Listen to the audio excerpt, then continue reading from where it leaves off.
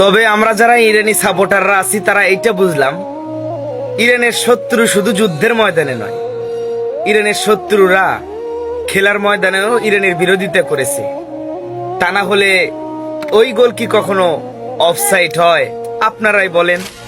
বিদায় নিয়েছে ইরানের ফুটবলাররা, ইরানের ভক্তরা হয়েছে হতাশ। চোখে তাদের পানি, মনে তাদের কষ্ট নিয়ে আমেরিকার মাটি ছাড়তে হয়েছে ইরানের ফুটবলারদেরকে।